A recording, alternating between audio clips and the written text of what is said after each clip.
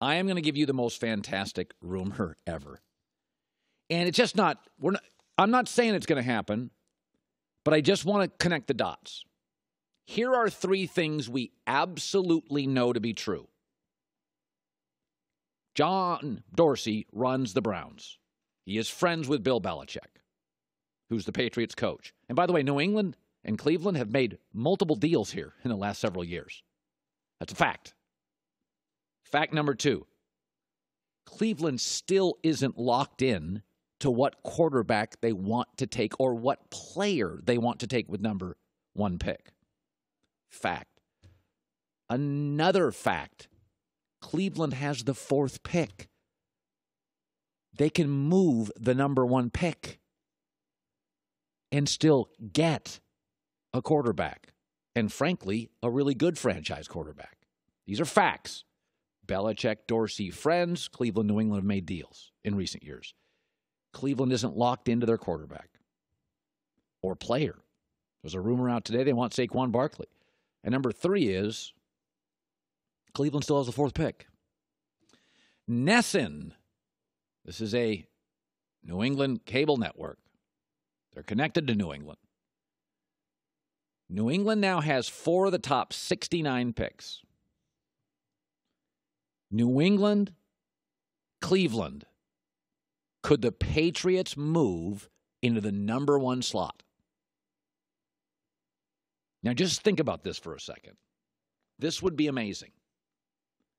So we know that Bill Belichick was, lack of a better word, pissed when Jimmy Garoppolo had to be traded. Now, we know Robert Kraft told Belichick, this has been reported, you got to move him. But the reason Kraft had to move him is because Tom Brady and Kraft are close. We always suspect that Belichick and Kraft, there's resentment. But there's been recent reports that Brady and Belichick, there is some resentment. In fact, Tom in his documentary, you know what Giselle said, Tom just wants to be appreciated. And Brady left that in. So I just want you to think about this. In the last 3 years, New England has given up draft picks and given Tom veteran players. That's what they did. In fact, I'll give you a number here. In the last 3 drafts, the Patriots had 1 pick in the top 59. Every other NFL team had at least 4. Most had 6 or more. So New England had a 3-year plan. Let's support Tommy. They won a Super Bowl with that. They lost a Super Bowl, and they got to an AFC championship. By any standard, it worked. But New England now has gotten rid of Deion Lewis and Danny Amendola and left tackle Nate Solder and right tackle Corey Fleming. They are getting rid of Tommy's guys, his best running back, his best deep threat, his best slot receiver, his left tackle, his right tackle. Okay. What if New England does give up these picks, works a deal with Cleveland to get the 1 of the 4 pick? What message is that to Brady? Tom, left tackle, out. Deep threat, out. Slot guy, out. Running back, out. And we're going to now draft another player at 40 that can't help you and wants your job. This is the world's greatest draft rumor. We know there's resentment here. We know Belichick, it's documented, written, reported, is upset. We think it's Kraft who forced him to trade Garoppolo. But remember, Kraft got his marching orders from Brady. Now, I know what you're saying. Well, what are you saying? Belichick's he's trying to have a bad team? No, what he's saying is, you made me get rid of Garoppolo. Well, I'm going to accumulate picks here. Go get another Garoppolo. And by the way, I still think with my coaching, I can end up as a really, really high-end team. I mean, Belichick's always thought that. But if you start putting things together, Dorsey and Belichick friends, Cleveland, New England have done deals. Cleveland doesn't know who they're taking. They don't have an absolute. New England's got a bunch of picks, and Cleveland still has the 4th pick. And New England desperately needs a quarterback. You know that. I know that. Brady's 40. Wow. Delicious. Fantastic. Juicy. Listen, man, you got to connect the dots in this business. New England needs a quarterback. New England's Belichick, Dorsey. Cleveland's still got a 4. They're accumulating picks. Belichick furious, having to get rid of Garoppolo. Clearly needs another quarterback in next year's a lousy draft. You think Belichick is going to go into next year having no plan beyond Brady? Why do you think they're accumulating these picks? They want a quarterback. Whoo! Whoo! Now coming up next, a rumor I absolutely do not buy whatsoever. That's coming up. So I started the show talking about the New England rumors, accumulating picks, moving up to get a quarterback. And the reason I believe it, because you have many dots that connect. New England, Cleveland been making moves. Dorsey and Belichick friends. Cleveland isn't locked into one guy. New England's desperate for a quarterback. Cleveland has the 4th pick. They ain't still got a quarterback. There's a lot of boom, boom, boom, boom, boom. And also, Bill Belichick, his DNA has always been, I got a good backup. He's been drafting quarterbacks every other draft for years.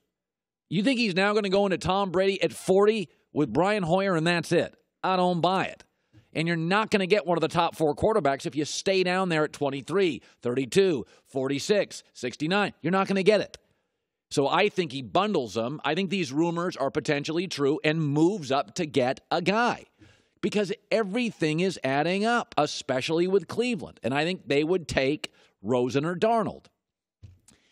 Here's something, a rumor that makes no sense to me because the dots don't connect. C.J. McCollum's a good player for the Blazers. Really nice player. Good kid. I think he went to Leahy. He's one of those small school kids that just a terrific kid and a great player. Let me lay out some facts. Joel Embiid is playing 30 minutes a night. That is the least of any star in the NBA. That is a fact. Ben Simmons and LeBron, for anybody that watches basketball, would be a weird fit. They both want control of the ball. That's indisputable. That would be a weird, clunky fit. Number 3 is nobody knows what Markelle Fultz is going to be. He's shooting 25% out of the paint. These are facts. Embiid plays the fewest minutes, has an injury history of any star in the league. Ben Simmons and LeBron do a lot of the same stuff. LeBron clearly better shooter by far. Who's now going to relinquish the ball?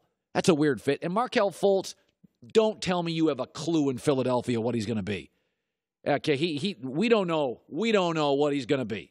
So those are facts. Now, here's the 2 things you need to think about. If the Sixers process, they got a name for it, the process. They've got 2 stars, Embiid, Simmons. You're going to bring in a guy, LeBron James, and we know what LeBron James does to a franchise. He overwhelms it. He overwhelms it. You've got a name for your build, the process. You've got 2 stars. The Lakers don't have a star. They don't have a name for the rebuild. They got a bunch of young guys. Beat the Spurs last night. They need a star. They need a brand. They don't have a name for it. They don't have a star. Philly's got a term, the process. Philly's got 2 stars, indisputable. Simmons and Embiid of the future. You're going to bring in a guy to overwhelm that. That's the first thing I don't buy. The second thing, which is really obvious, is that whenever LeBron comes to a team, he can play with a great teammate. He played with D. Wade. He played with Kyrie Irving. But the 3rd star always gets run over. Chris Bosh was relegated to like a tall guard, a 3. He was an all-star, 25 and 9 a game, was relegated to a supporting role. He became LeBron's valet. You think Joel Embiid wants to become LeBron's valet? Because Ben Simmons is going to have his hands on the ball. And LeBron James is going to have his hands on the ball. LeBron's history is the third star takes a distant, aggravating, annoying, frustrating third role. Kevin Love and LeBron, you notice they get along now because Kyrie's gone. I don't buy this. The dots don't work. They don't work. First of all, there's a little Bitcoin feel to the Sixers. They're exciting. They can get hot. But there's a lot we don't know about that, what do they call it, cryptocurrency? There's a lot we don't know about that. There's not really a guarantee Joel Embiid is going to be healthy for the next 10 years. I like Ben Simmons a lot, but Markelle Fultz could still be a bust. Don't confuse young and exciting with currency. That's a little more Bitcoin than anybody in Philadelphia wants to admit. But this just doesn't work for me. LeBron in Philly makes no sense. Cleveland and the Patriots making a deal, connect, makes a ton of sense. Thanks for watching. Subscribe here to get the latest from the show. Also, be sure to check out more of the best clips from The Herd or go watch a few segments from our other shows on FS1.